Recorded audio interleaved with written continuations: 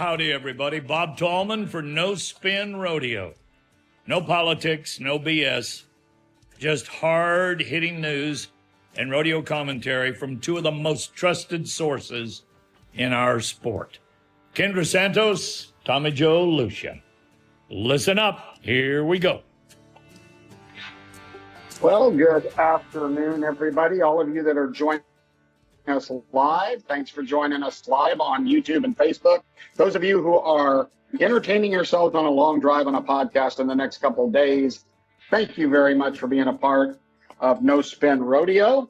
Welcoming the counterparts to this riveting media extravaganza called No Spin Rodeo. The lead lady, the first lady of ProRodeo journalism, Kendra Santos. Hello, Kendra. Hello. Hello. Well, that was are you in a meek and mild mood today? I'm not in a meek and mild mood, but I am grinding my teeth at what just happened on social media, and it just ticks me off. It's like, how low will these people go that someone this a Facebook page called Western Saddle for Sale under $3,000 copied and pasted my story, and it has 2,500 shares right now. This is social media today, ladies and gentlemen. Not to mention that what I reported on happened a couple years ago. They're just maggots. Go ahead, sorry. Well, and so we now see kind of where Kendra is today, which is probably bad for me. Hello, Greg. You look spry in your black polo. How are you doing? Let me try that again with my mic on. I'm doing great today. It was on. We could hear you. Can you hear us? I hope so. Oh, yeah, for sure. Okay. Anyway, welcome, everybody. We're going to run through a few things today, mainly the hot topic. But let's hit a little rodeo news. Do you want to lead us through this, Kendra? And we'll hit just the highlights real quick. Big stuff only. Sure. Okay. So there were two things to me that's very much stand out, and one thing that's going on right now that is like a personal and professional, close to my heart is the fact that 37 years later, the Red Bluff Roundup is this week, and they just unveiled a statue of Lane Frost and Red Rock. And it was pretty cool. Like, we're recording this on tax day, April 15th. And April 17th, 1988 was the first match at the Red Bluff Roundup between Lane and Red Rock. So the Challenge of Champions, for those who are too young to remember, so many of the youngsters, the young bull riders and stuff, they weren't born yet. But, the 1988 world champion bull and the 1987 world champion bull rider went head to head in a 7 rodeo match. Red Rock retired unridden in his career, 309 attempts, I think it was. And then they came back the year after they both won the world. They came back in 1988 for this Challenge of Champions, which was actually brilliant. It was so basic and yet so brilliant, because it made mainstream headlines for rodeo, like somewhat unmatched, truth be told. And I mean, people like the New York Times and that kind of a magnitude. It was amazing. But the very first match, and Lane said the one day that of his career that he ever got, he was the most popular guy, right? And that he ever got second most applause with that day in Red Bluff, because Red Rock was the hometown hero, and the crowd went crazy and they wanted Red Rock to win. Well, he did win that day. But cool that this bronze, okay, the same artist, Jim Stuckenberg, who's a world-renowned artist and has pieces in Ronald Reagan's collection and everything else. And him and his wife, Anita, were longtime renters of mine when I bought a little place here so that my boys could go to the best schools in the area. So that's small worldy, but he was the same artist. This too is a larger than life bronze that he did for Red Bluff, and he's the same artist who in 2014 made the bronze of Lane and Red Rock for Clovis for their centennial celebration. Gorgeous. It really is gorgeous and really Greg, cool. can you bring that full screen for me? I want to look at that. It came from my little area here on the okay. central coast of California, and John Growney came down here to my little neck of the woods and personally hauled that bronze back up to Red Bluff and put it out in the barn at the Growney Ranch, and till they could set it up, and then they covered it with a parachute for the unveiling this week. So it's pretty cool, and I think fun to relive as we go into the spring run is, okay, Red Rock won the first one, and Red Rock won the second match in Clovis, and then Lane became the first to ever ride Red Rock at Reading, and then Lane struck again the fourth match in Livermore, the fifth match in Sisters. Red Rock came out on top at St. Paul on the 4th of July that year in 1988. And so it was 3-3. So like all eyes were, on this thing, and people just everywhere were following this. And in Spanish Fork, the final showdown, Lane came out on top and ended up winning it 4-3. But that was an extraordinary experience. And I felt like a few of us were kind of just, I don't know if we looked into it or were tapped by God, or I don't know what, but it was like that being a part of that and living that with those guys was I say one of the great honors of my life and career. It was really cool. And there were, things that have come out, like, I'm thinking about this, and it's like Lane, that year in 1988, Lane had his bull riding university at the Growney Ranch. And then, of course, we lost Lane that next summer at the Daddy of them all, the summer of 1989. And so he already was going to do his bull riding university that after that year's NFR2.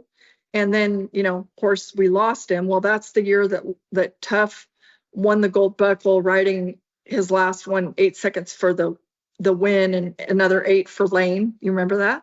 Uh-huh. And then, and so Lane's buddies honored Lane's school in 1989 at the Growney Ranch. And there they are. So that's Cody Lambert, Ty, Pud, Murray, Tough, Growney, and Jim Sharp. And so Tough has a shiner because he stepped up at the school to show the kids how it was done and got jerked down and stomped and ended up at the emergency room. And so he's got a nice shiner there. But and then they all went skiing in Tahoe. And so anyway, and then, that following year after Lane died, that summer, 1990, Lane and Red Rock were inducted into the ProRodeo Hall of Fame together. And that was, really cool. Anyway. Well, and wasn't it, I don't want to get the reporter right, but it was one of the first times that rodeo had made mainstream media. And wasn't it George Michaels that covered? George Michael fell in love with Lane and Tough. And, yes. And we all miss George so much because, he had the George Michael Sports Machine on NBC, but he was like, he just became part of our family. And I remember going to the White House with Cody and Tough, and we went to George's house in Maryland, and, he had a really cool barn and horses and all these, and we go into his house, and there are mantles just lined with all these statues. I'm like, what the heck are those? They were Emmy Awards, but George Michael, like when Lane died at Cheyenne and we were all back there and everybody's laughing and George is talking to Tough and Lane, before that and stuff, he was like family. And when Lane died that day at Cheyenne, George flew straight back to DC to put together a show about, honoring Lane on NBC, and I darted straight back to Colorado Springs to write the story. And it's like, anyway, a few of us were just sort of bonded forever by all of that. And And anyway, Red Rock died 5 years after Lane. He was really old for a bull 18 years old, and he was buried under an oak tree at the Granny Ranch. But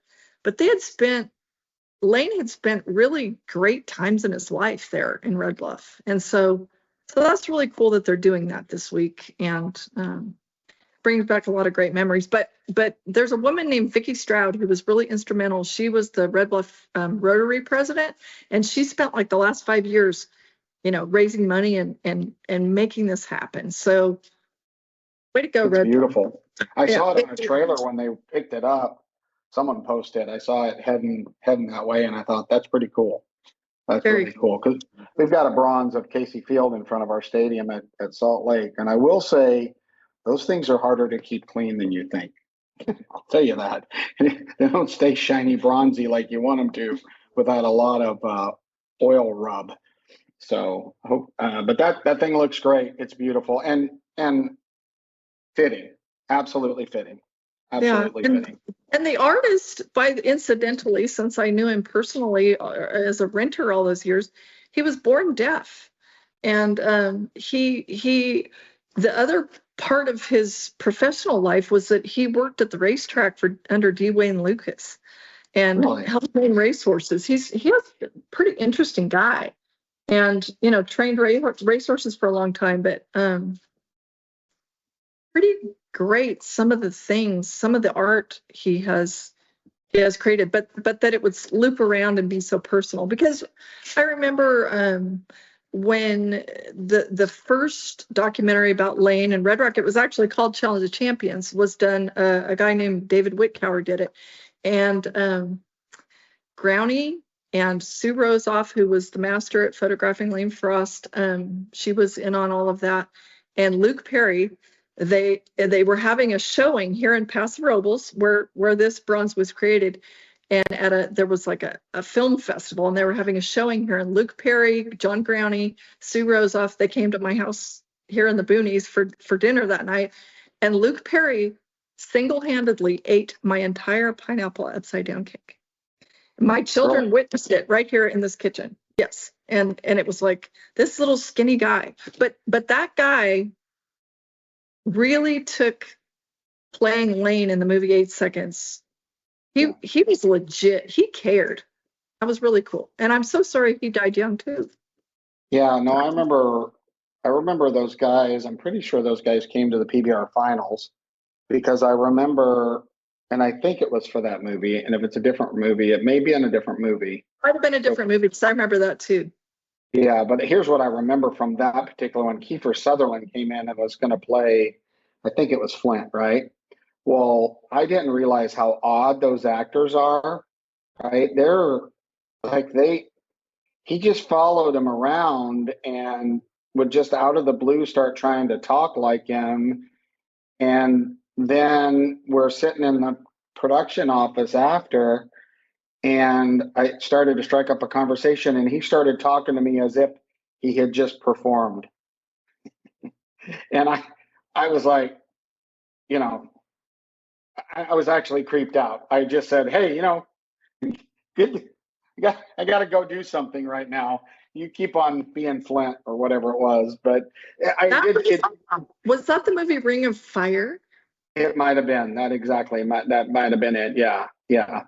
And I'm pretty sure he was Flint. I'm 90% sure, unless my memory's bad.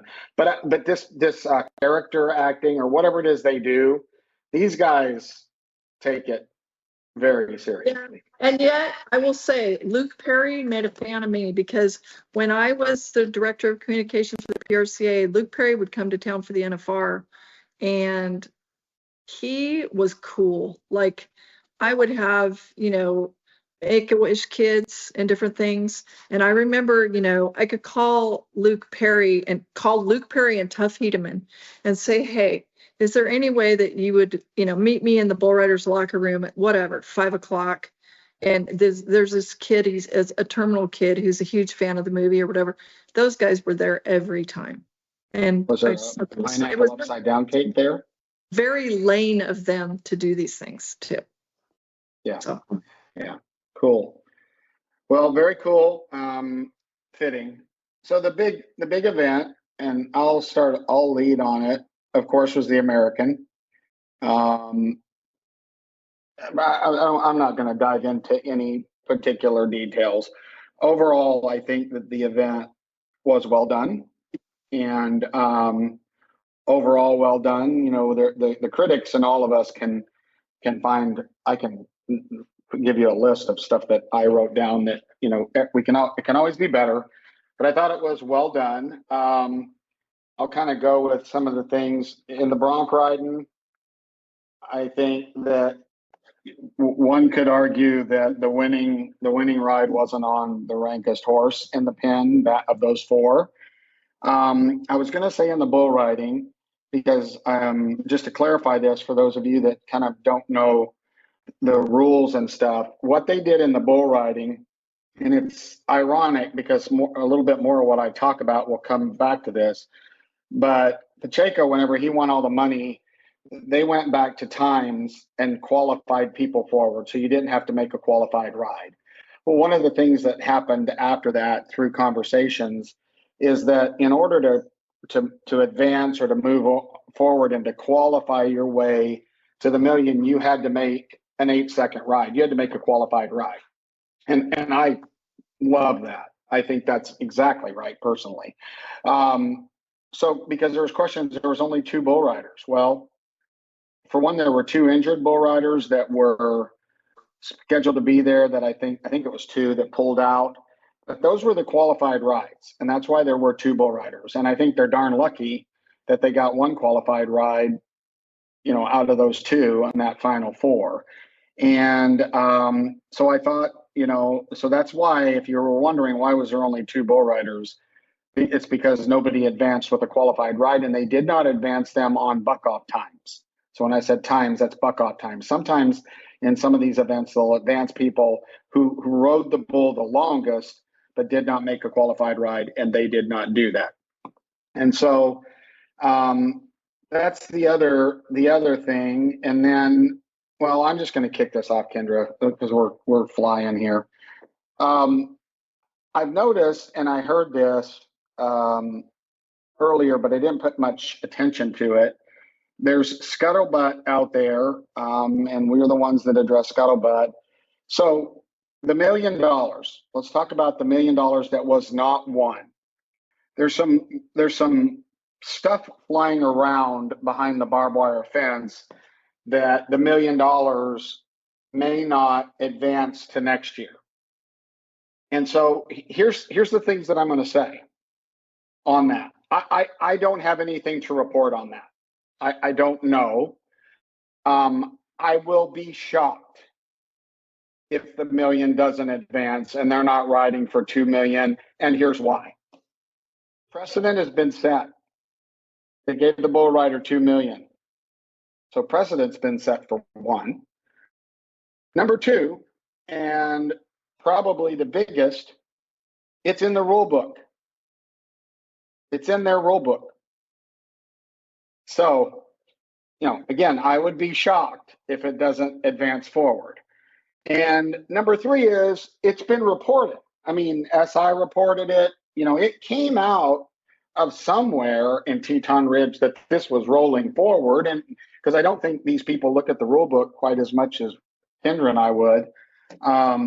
But now, I guess what we don't know that maybe has stirred this conversation, and this is a hypothesis. I've got 0 sources or anything to prove this, but maybe it's what do they do with that $1 million, that it does move forward?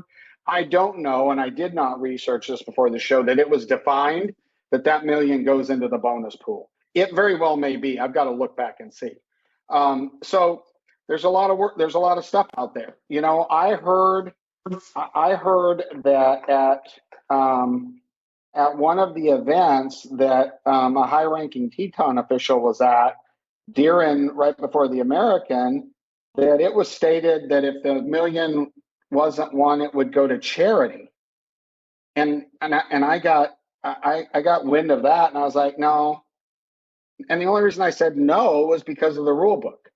So again, unless Kendra, unless you have something to report that I don't, That's what I know so far, is that we don't know, but I will be shocked if this is in the rules and precedent's been set and broadcasters said, I mean, this is out, that there would be a reversal. Now, maybe they're going to adjust it. Again, I that's a hypothesis that I can't back up. But I think that's interesting and relevant because that's current American conversation. There's been some other stuff out there, but overall, hats off to everybody. Hats off to the Teton Ridge team. Hats off to the broadcast. You know, I heard people say, well, we couldn't find it. Well, okay, but it was on Fox Sports. They did a pretty good job telling you us, and then it was on Big Fox. And I know that our fans are not typically used to going to a major network to watch something.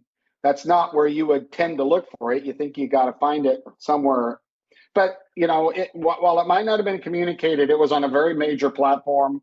And I personally am very thankful that Teton Ridge puts quality product out on a major platform.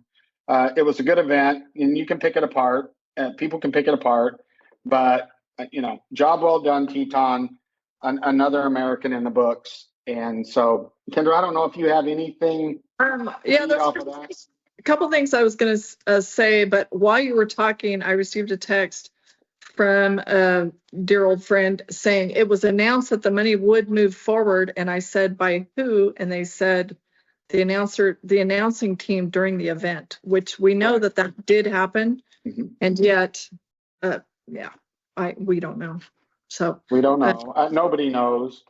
But again, I guess it wouldn't shock me that someone, or be the first time that someone would change the rules. But so there you have it. You know, we'll all wait and see, because I heard that Casey and Luke and I bet 15 other guys and gals were going to dust off the boots and hit the gym and try to become a featured artist at the 2026 American, because of the 2 million. So yeah, well, I mean, they said so on the telecast. So I think people are making assumptions, like you said, based on precedent. So we'll see. You know, Casey Field missed the Final Four cut by 1/4 of a point. That's wild. 1/4 of a point. He didn't have a horse to win it on. Well, anyway, he actually didn't have a horse to advance on. If you want to get into the details on that, I'm just saying that's really, you know, that I'm not making a judgment. I'm just saying that an observation. 1/4 of a point's 1/4 of a point. That's like if you don't win the barrel race, which happened recently, like by 1/100th of a second or something. But anyway, so I think very worthy a few things that jumped out at me. Caleb Driggers and Junior Nogueira won the team roping. And by the way, on the money, I think it was reported that they each got $140,000. They were the only team in the Final Four to get a time. I was trying to figure out the math on that, because I think second paid $20,000. Because like you said, Tristan Hutchins was the only guy that made the whistle in the bull riding, and they said he's getting $120,000 because he's the only one, that made the whistle. So he got second place for $20,000. So he got 120. Which, by the way, Tristan Hutchings, I thought it was super cool that, and great grace that he recognized Dylan Grant, who had, his friend who had recently died. That was very classy. But I was trying to figure out the math on if it's true that Driggers and Nogueira got 140,000. How does that math work? If second's 20,000, and then they got, would it be 15 and 5 for the Final Four? I thought it was 120, 10 and 5, but you're right, it would have to be 15 and 5. And do the team ropers split it there, or do they each get it? They each get it. They each get it, okay. I think that's right. And so also kind of interesting that, I know I get in the weeds, but I love the weeds. And so the fact that Driggers and Nogueira advanced, squeaked in 4th place with a leg into the round of 10, out of the round of 10 into the Final Four, they barely make it, and then they win it. I mean, that was wild. They were the only team that stopped the clock in the end, but that was one of those deals where going first didn't turn out so bad. But Paid off. Absolutely. Driggers is now a 5-time American champion. That's wow. And the people have now won it 3 times. Nobody's won it 4. So Driggers is 5 times all on his own. 3-time winners are now Junior Nogueira, Casey Field, Haley Kinsel, Wade Sundell, and Lisa Lockhart. Little kind of interesting. Driggers also won the very first American in 2014 with Patrick Smith, and this very second American with Travis Graves.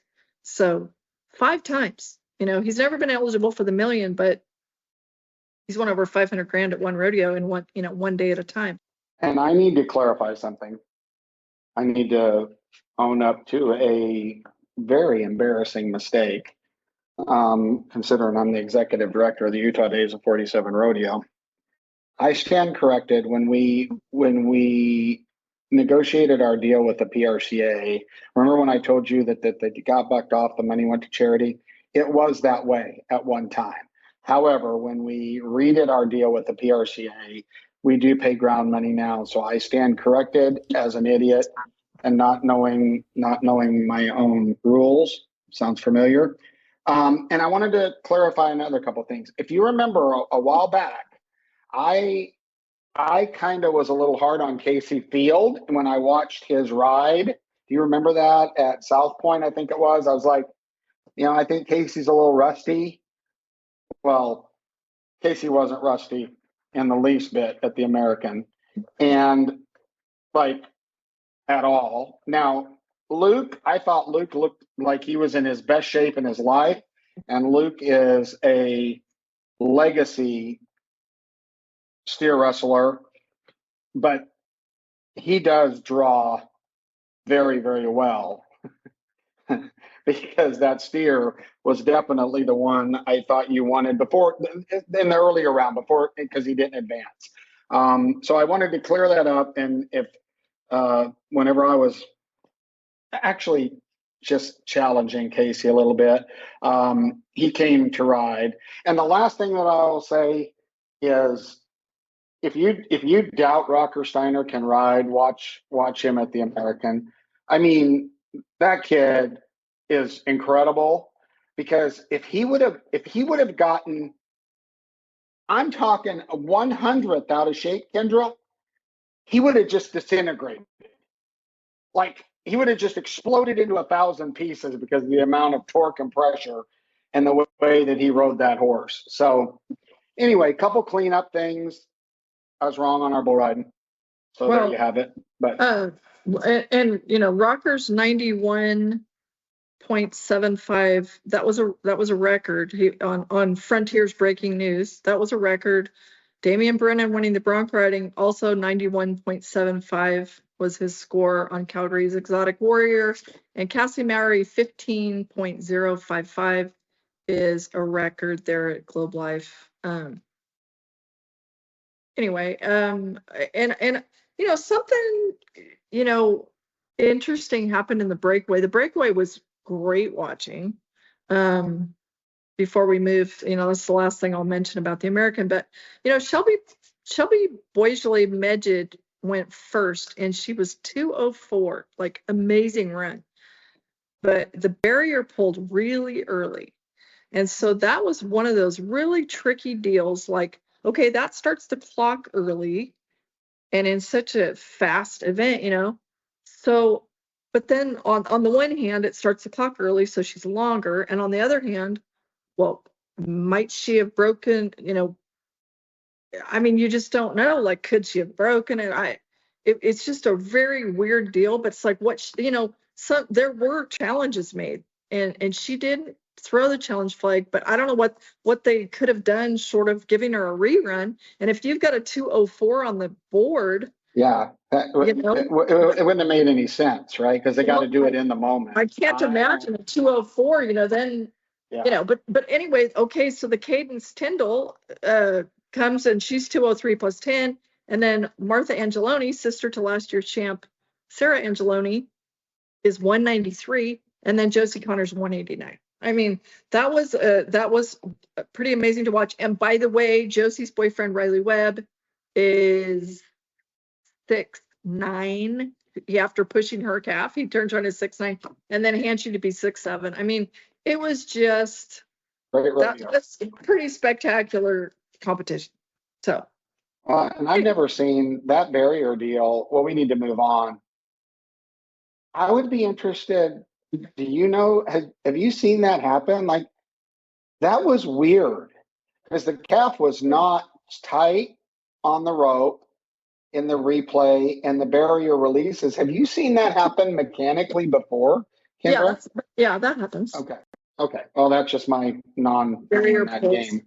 Yeah, Yeah. but Okay. yeah, you just don't know. So Okay. anyway, well, let's roll.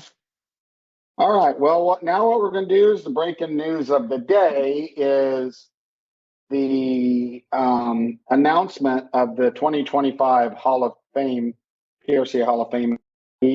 For me, that's hallowed ground, and keeping our legacy alive and giving recognition to the men and women that have made an impact on our sport or are put into the Hall of Fame for whatever reason is a cool thing. So I figured, and everybody may have already heard all this, but in case you hadn't, we'll just run through them. How do you want to run through those since we didn't practice?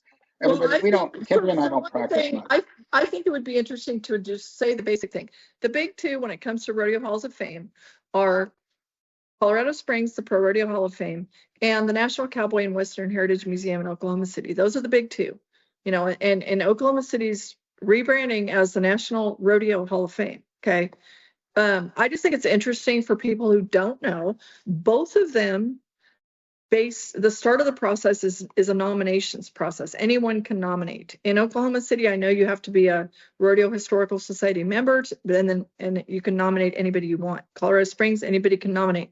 So then from there in Colorado Springs, there's an actual selection committee, which the current one is always confidential. And I will say I was so honored, many years ago to serve on that committee with Harry Vold, Larry Mahan, Bob Tolman, John W. Jones Jr., and Louis Field. It was really cool, and we took it really seriously. And so it's a committee in Colorado Springs, and then in Oklahoma City, how it works is the Rodeo Historical Society Board of Directors takes the nominations and whittles it down, and then puts it on a ballot, and the ballots are mailed to every member of the Rodeo Historical Society, and every single member gets a vote. So it's just interesting that two different halls of fame do it two different ways. So anyway, great information. Do you want to start just at Greg has a graphic up, just start at the top of what he's got up. So at the top of the list here is the Livermore Rodeo. I'm not sure why the graphic says Livermore Stockman's Rodeo. I've never heard that. That may be an error. I've never heard it called anything but the Livermore Rodeo. This one's personal for me, being from California.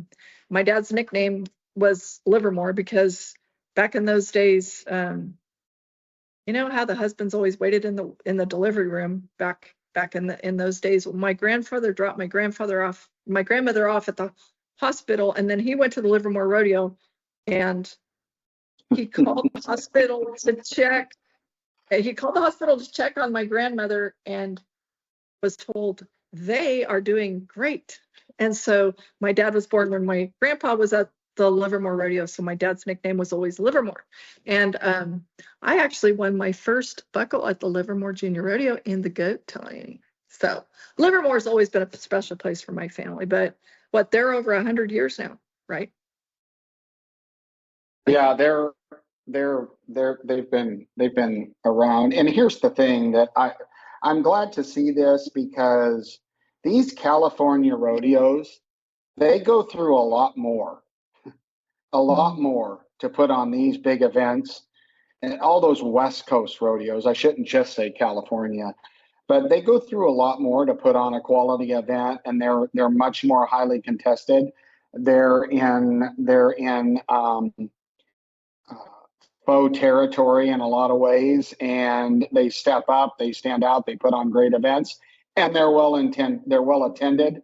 And Livermore, having done this for so long, I think rodeo committees need recognition, because none of everything we do happens without them. So absolutely true. And for people who don't understand what you're kind of trying to say, politely, is like when people will go out of their way to outlaw mutton busting, for example, which they did, or different things like that. It's like, wow. But anyway, also in the history of our sport, California, my dad's generation, how quickly people forget, but California was an absolute, the original cowboy capital, and an absolute hub of a place where I know your rodeo originated in California. I know.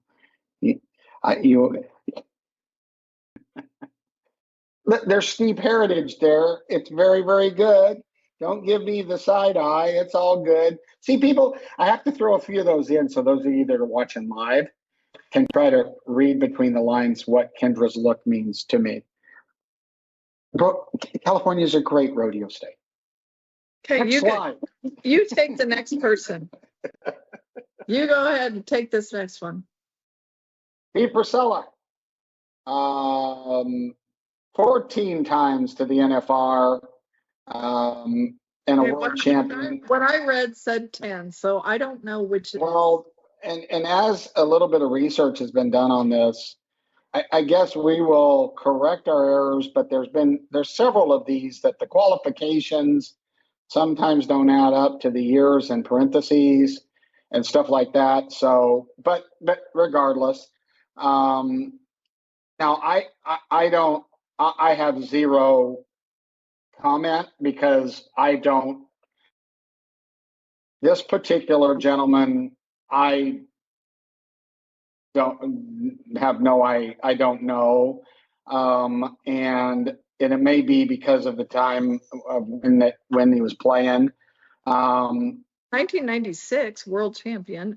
The thing about it, I will say this, Steve Northcott won that 1996 world title with him. They were that's by the time we started having a header and a heeler world champions. So I don't know, they won the NFR average that year in 1996. So I'm not sure what separates those two people.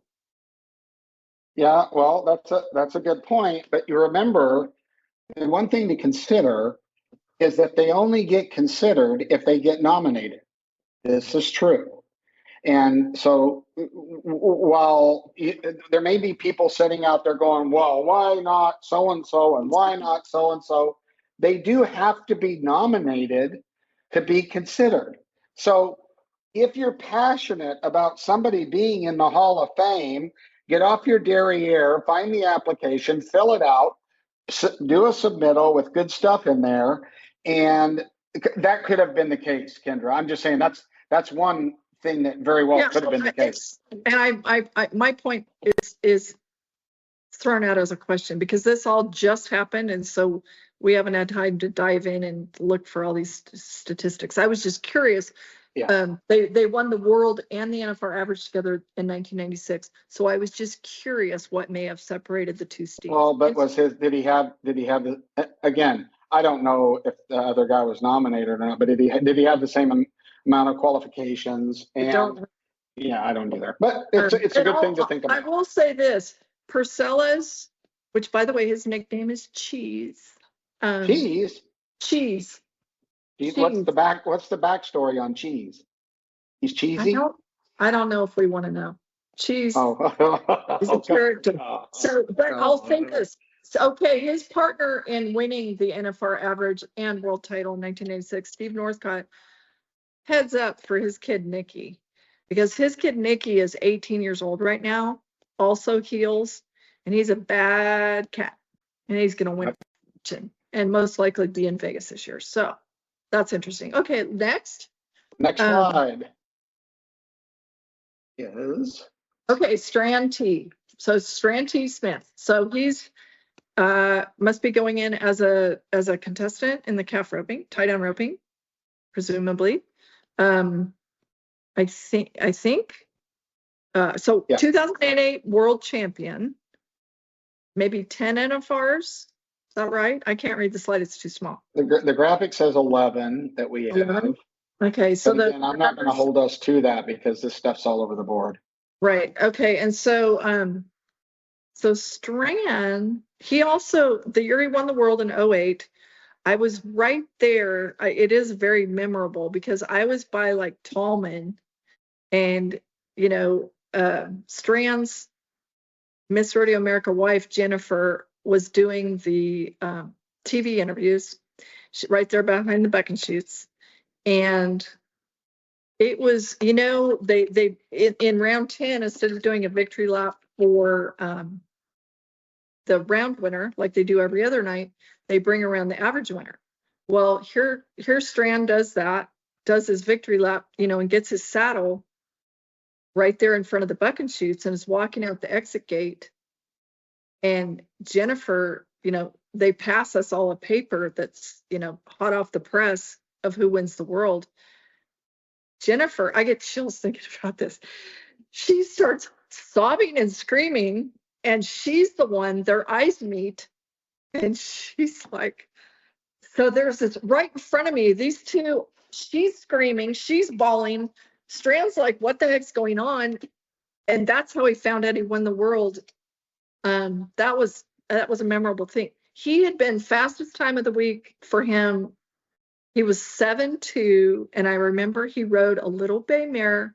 Her name just happened to be Destiny, and he's 7'2" in the 10th round, wins the average, wins the world, and that was 5 years after he'd had a stroke, just out of the blue. You know, he couldn't talk, and it was really scary stuff. But anyway, well, so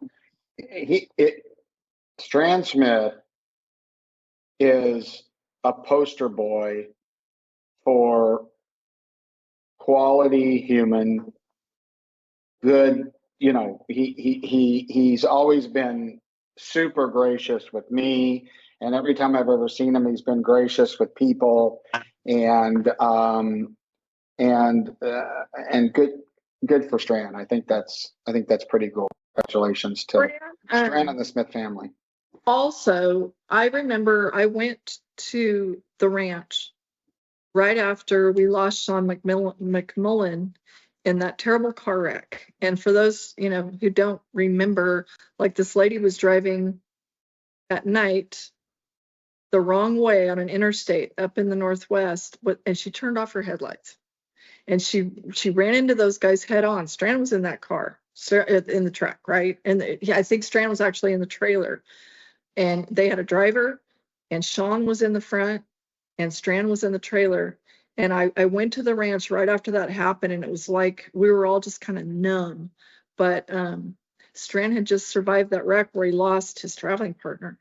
And I remember, you know, I'm kind of a big bruiser. I'm 5'10", and he taught me how to, you know, he had a little calf, and I was flanking. They branded a few and stuff, but yeah, he's a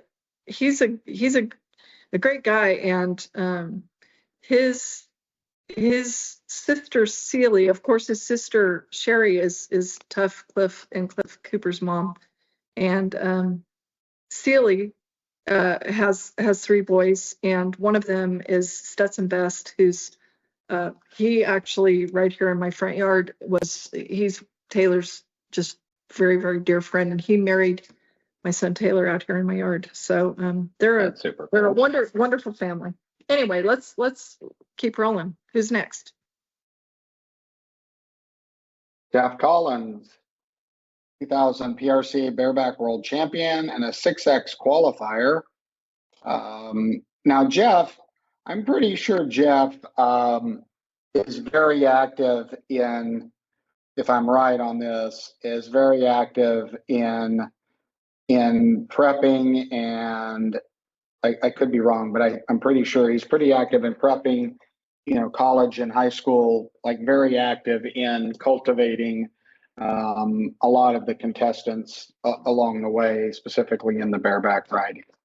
So again, Panola I College remember is him. radio coach, right? At Panola College in Carthage, Texas, right? Okay, yeah. And some of these, Will Loomis just won the bulldogging at the American, and Jeff, I guess, mentors, some of these mentors, bareback riders, some of these guys who go on, then that college kind of becomes known for, and so it's like Panhandle State and Goodwill, where you go down there and you had Robert F. Bauer and Craig Latham as your coaches, that became saddle bronc rider so anyway, okay. Hope it helps recruitment. Still don't know if college rodeo guys get NIL deals. I insist on saying Mac Altizer. This really makes my day, because Mac Altizer is an absolute rodeo revolutionary, and he changed everything, from the either quiet or the brass bands and the different things. He's the one that brought rock and roll to rodeo, and our whole sport is different. And I'll never forget the first Bad Company rodeo I went to in Helotes, Texas. You've never had more fun. And remember, they had Party Animal, the bull, and they were like a traveling road show. But think about the people that came from Bad Company, a Boyd Polhamus, Benji Bendelay, the music director, right? Those guys all came out of Bad Company rodeo. But I thought, and of course, Max, he was an amazing timed event competitor, son of world champion steer roper Jim Bob Altizer. Those people, they're a cowboy, ranch cowboys, rodeo cowboys. But I thought Mac Altizer got one of the greatest compliments last November in Oklahoma City, when Trevor Brazil said, Mac Altizer, you never had to go check the list at one of Mac's rodeos, because he took such pride. He was the consummate, ultimate timed event contractor, because him and his crew ran the calves and steers all week. You did not have trash cattle at a Bad Company rodeo, and he took great pride in having amazing timed event cattle. And when they say, like, you don't need to go check what you got because everything's a chance, and that's something to be so proud of. But Mac, man, how much fun! But he changed everything. Well, so those of you that don't, maybe you're new to rodeo and you're just a no spinner, so you have good water cooler talk. Mac Altizer broke the mold. And here's the best way I can describe. Mac Altizer's rodeo was like a touring rock and roll show. Okay. In a lot of different, I think he fundamentally, he had tour names for the tours. His set of events had tour names. They worked with, they got rid of the old school music, the 6-piece brass bands like I heard in Fort Worth forever. And then they would name animals to match the songs. A lot of the stuff that you see today, that the music players smile and go, look at there, I nailed it. I just played Pretty Woman when Pretty Woman bucked out. Well, that stuff was choreographed in the early days. Paint brand, it was a very brand oriented. He had the Bad Company mark, right? The skull that you, even if you don't know it, you've seen it. One of the best branded and marketed items ever. I mean, he was a revolutionary in the sport, and this was going against code. Now, there was a lot of stuff that they did on rock and roll tours that they probably did on these tours too, but he broke the mold and he went against code. Like this was an uphill pull, right? Because there was lots of people that did not like what Mac Altizer was doing at the time. Well, so it was absolutely out of this world. And like you said, he did name each year there was a theme. And I remember like one year it was like expect the unexpected, or the different things like that. But those guys, they had a blast, and they made rodeos, I mean, so fun. And I remember going to that first one, and but they gave a freaking horse trailer for the all around. That was cool as heck. Ty won it, and but it was like, the rodeo's over, and I'm sitting there talking to Mac, and I don't really know him, and he's talking to me, and there's some music playing, and he starts like getting jiggy while we're just like doing an interview. And it's like, then he takes one of my hands and starts swinging me around the dance floor. And it's like, well, I guess we're gonna just have some fun here. But I loved every minute of it. I just think, man, I'm so happy for him. That whole crew. And you watch who will show up for him. If Benji Bendelay, Boyd Polhamus, Casey Duggan, Roach Hedeman, who am I missing? I'm missing somebody. No, you've caught a bunch of them there. Wilco Dave Jennings, the photographer, he'll be there. But those guys are brothers, man, and they did something really special. He was a marketing genius. He would go into town, and they had these stickers, and he would take these stickers everywhere, and pretty soon it became a thing to get a bad company sticker in the rodeo communities where they were at. And if you remember Smurf, the bullfighter, one of the things they would end the show is he would get on a bull backwards and ride a bull. Party animal. Was Party Animal not like a dwarf bull, bucking bull? Yeah. Yeah. And yes, absolutely. And bucked. Yeah. But he was a showman. He would be the ringling, right? Of rodeo in the early days, and you know what? Much of what we see, but with a twist, because Mac was all about the Cowboys. He is a cowboy, and nobody's more about the Cowboys. No producer, stock contractor, anybody else has ever been more for the Cowboys than Cowboy Mac Altizer. Right on. Good for him. Note taken. All right. Harley Tucker, rodeo producer. Do you know much about Harley Tucker? No, I don't. So what I do know, because I worked at Joseph, I clowned and fought bulls at the Joseph days in Joseph, Oregon. That whole family, it's a family tradition. But in the research that I did on Harley Tucker, he was the Harry Vold of his time. He was the start to Rodeo Inc.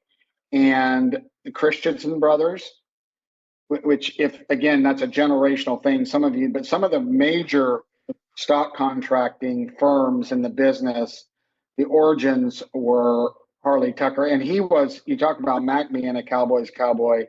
He was, but most of these guys back in this era, they were the real deal, right? He was I think he was like one of the first, like in the 50s, that signed in the Turtles. Okay, I don't know the exact number, or the first card, like 68, and and God rest his soul, but he passed away, had a heart attack flanking a horse at a rodeo. And I would imagine that's exactly how Harley Tucker would want to go. But you know what I think's neat about someone like a Harley Tucker going into the Hall of Fame? So you may be sitting there going, well, I don't even know who they're talking about. That's so long ago. That's the point. We have to preserve these golden icons, these people like Altizer and Harley Tucker. We've got to preserve that, because remember, we want people to walk in the Hall of Fame and learn about the rich history of our sport, and bring out a lot of the stories that you and I tell on No Spin, right? The stuff that is going to be forgotten if it's not passed on. So I think this is pretty cool. Well, and I thought I was really proud of my group, back when I was on that committee with like Harry Vold.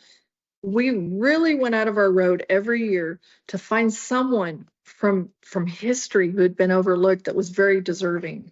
And anyway, I assume this is Harley's wife in the picture, but the hat, I hope you guys are watching it. I mean, it's turned up. It's turned straight up white. cocked on the side of her head. I mean, that's classic rodeo apparel there. And you said he was from Joseph, Oregon? Well, I know that his family has a long history. I think he's from around there, I believe. But I do know that the Chief Joseph Days Rodeo up there is steeped in his family's tradition, assuming they were part of starting that rodeo. Yeah. That's I an remember, assumption. But remember being a kid, and my dad went to vet school with Joe Bergevin, a time doing cowboy from the Northwest, and they had 6 boys. And so it was me, my 2 brothers, and those 6 boys, and we camped at the Chief Joseph Days Rodeo. And my dad was all around champ there. And then 50 years later, just a couple years ago, my son Taylor went up there and was all around cowboy. So that was that place. I have such fond memories of playing with the 8 boys in the creek there. So well, and I know Harley Tucker's in Pendleton's Hall of Fame. You know, Pendleton has their Hall of Fame. I know he's in the Oklahoma City one, and I know they started a fund in his honor. So cool thing. That's worth a Google, by the way, if you want to read about old rodeo history. That's pretty cool. yeah. Next. Skipper Voss. This one's important to me. So when I started traveling with my dad when I was 3 years old, and my dad was a barrel man during the Skipper Voss era. And Skipper was the most quiet, humble athlete, bullfighter you've ever met. Like, take $1 out of his pocket and help anybody at any time.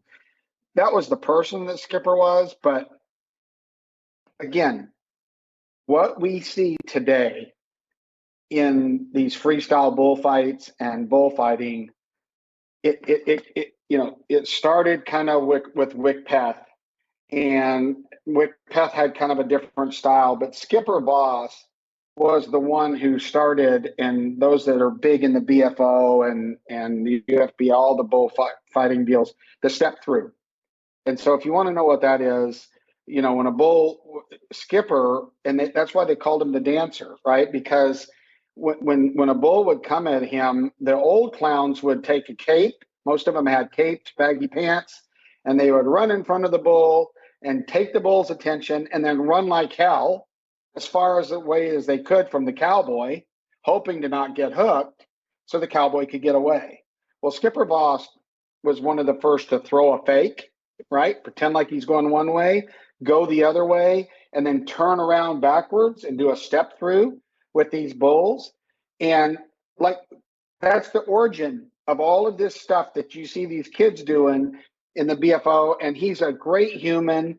And I believe Skipper's probably in his upper 80s now. And I am so happy that he got in and is alive to see making it, because he's so humble. And I have a wonderful memory from the last year or two. Skipper was inducted in Oklahoma City, and it was a cool thing. He was up on the stage, and he is very, very humble and was very, very quiet. He was honored, but he wasn't going to brag about himself. And, Rob Smits jumped up there and he took a chair up there and was showing people that step through move you're talking about, using a chair. Oh, really? Rob, the kamikaze kid, came along behind Skipper and was a 5-time, bullfighting champ, world champ. But that was a pretty cool moment, because it was like, Rob, who's now, got to be 65 years old. He was like the kid up there on that stage, but he was showing us all with that chair, the step through move that Skipper. So Skipper, he was a world champion bullfighter, 82. Correct. And worked a couple of NFRs, right? Yeah, and when he won his Wrangler bullfight, he was in his 40s. Yeah, because, and that was 82. He'd worked the NFR in 74 and 78. So, yeah. So then, so obviously he had a lot of game. Yeah, he's super cool. Cool human. Love Skipper. So happy that he made it in there. And he's a Waco, Texas. I think he lives down by Waco, Texas. So congratulations, Skipper. your turn. Okay, so Tom Miller, what I just have a few notes, and I remember probably 3 or 4 years ago visiting with him in Oklahoma City. He's a very, lovely gentleman. He won the NFR. He went to 6 NFRs, won the NFR average 3 times, so half the times he was there. I remember talking to him about this face to face. He lost the world title in 1975 to Bobby Berger by $5. $5.28. Yeah. So, that's interesting. Now he's being inducted as a notable. And for people who don't know, one of the criteria for being inducted as a contestant is a minimum of a world title. So he will go in as a notable, which I will say people like Denny Flynn and Ace Berry have gone in as notables. Now, So, I think though, when he lost it by $5.28, I think that was when they were doing the 10 head. nope. No, It was the year after. It was 1979. Okay. They did the sudden deaths, whoever wins the most at the NFR in 76, 77, and 78. That happened in 79. Yeah. Okay. All right. What do we got next? Congratulations to the Millers. Well, this has got to be right down your alley, so I'm going to let you go. Right in my wheelhouse. RTR Little Willie. So, okay, Willie. So Curtis Cassidy's, and I don't know if Curtis's dad Greg was in on him or not, but Willie was. It was interesting because I asked Oat, I'm like, what about Willie? And at the end of Oat's career, he was telling me today. So Curtis was hauling Willie around as a backup horse, and not very many people were riding him or whatever. Well, so who was it? Lee Graves tells Oat, I think you take his backup horse because he doesn't make a move, he just runs straight by. In which that's what Oat liked in a horse. And so he rode him, like he tried him out, and he rode him like at Oakdale and stuff, and won Oakdale on him and stuff.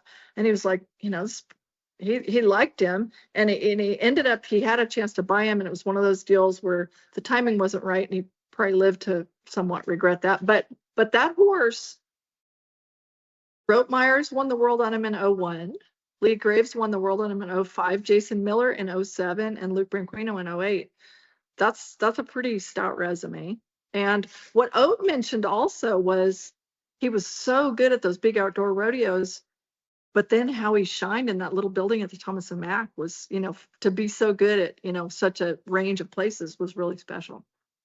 Well, and I heard that I heard one particular time they loaded him up after Calgary in a trailer, little horse, and drove all the way to like Prescott, right, and unloaded him, and 7 guys rode him in slack.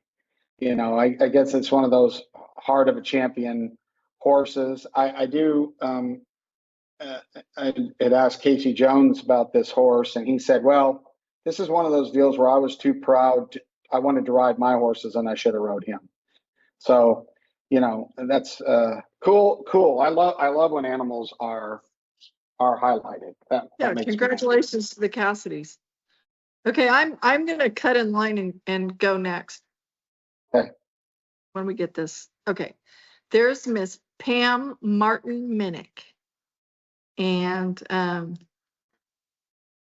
absolute pioneer woman among women, broadcasters, but I think it's the WPRA for the last few years, they send 2 women to the Hall of Fame party each summer now, and both of the women being honored this year, let's just say it, both of them were Miss Rodeo Americas and also world champions. And Pam was Miss Rodeo. Well, Joyce, she had a lot of different last names. It ended up being Kernick, but she was married to Barry Burke for a while, and anyway, she has a few different last names, but Joyce Kernick ended up being her final name, and she was the 1970 world champion barrel racer after being the 1963 Miss Rodeo America, and Pam was the 1973 Miss Rodeo America, and then went on to be the 1982 WPRA World Champion breakaway roper. But for me, Pam Minnick, one thing that I've been just a little bit, grind teeth a little bit in recent times is when people make, I'm sorry, false claims of being like the first to do this or that with the women broadcasters. Nobody beat Pam Minnick to the punch on being, she had a rodeo announcer card. She was on network television, with like Larry Mahan and being an absolute analyst, commentator. She was a front lines. She blazed a trail here, and what can you say? She worked so hard. Put her on a board and watch her work. She's been on so many boards, our heads would spin. But she's one of those kind of tireless, and when she takes something on, she takes it on and succeeds. And so it's hard for me to say enough about Pam Minnick. Her contributions are great. She's not just a pretty face. She's worked her ass off. Well, Pam has been a friend of the Lucia family forever. I've known Pam. I mean, it's a hug. It's close friend of our family. She's been fabulous. If you didn't know it, her husband Billy is in the Hall of Fame, I'm pretty sure, and she'll be joining him. And they own Billy Bob's Texas, which is the famed country and western club at the historic Fort Worth Stockyards. And they've had that forever. They put a bull riding arena in there.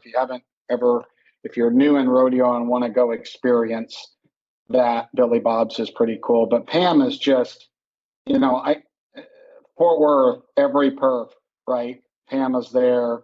And Pam's the kind of person, like you said, that's willing to do anything for anybody to help out, to make, she's never been above anything. And she is, without exception, a class act. And I'm so very, very happy that she's being inducted into the Hall of Fame. Yep. She will roll up her sleeves and get down and work. So, and we also should mention that this year's Pioneer Award is going to Red Steagle. Yep. Congratulations, Red. Red Steagle's got the Pioneer Award, which the Pioneer Award's, I think, kind of separate, isn't it? It's like a lasting impact.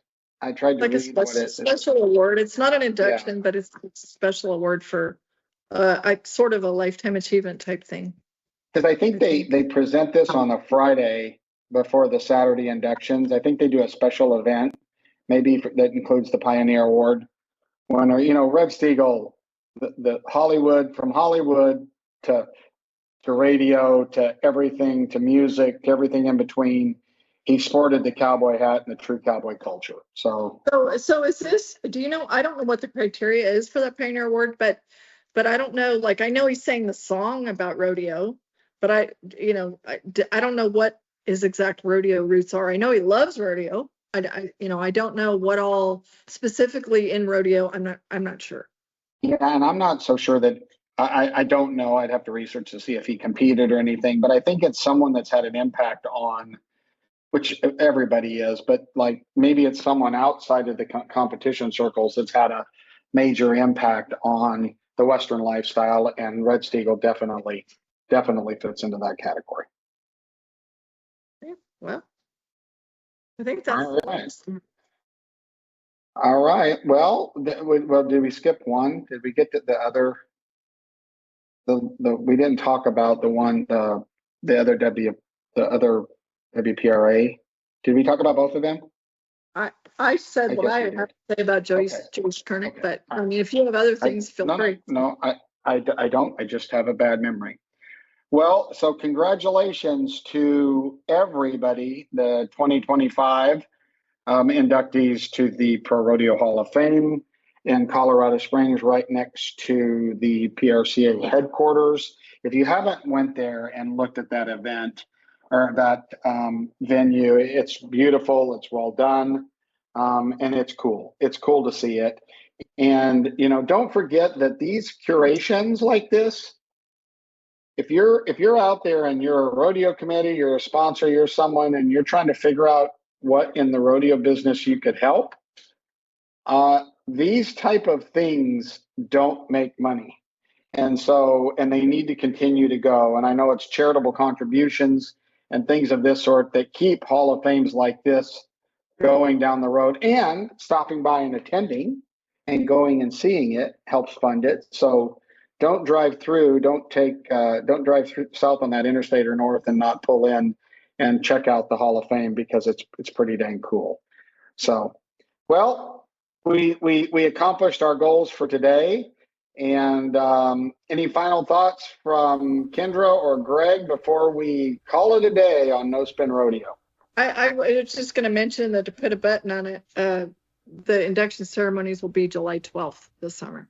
And I'm certain that that's in conjunction with the NFR Open. It has been the last several years.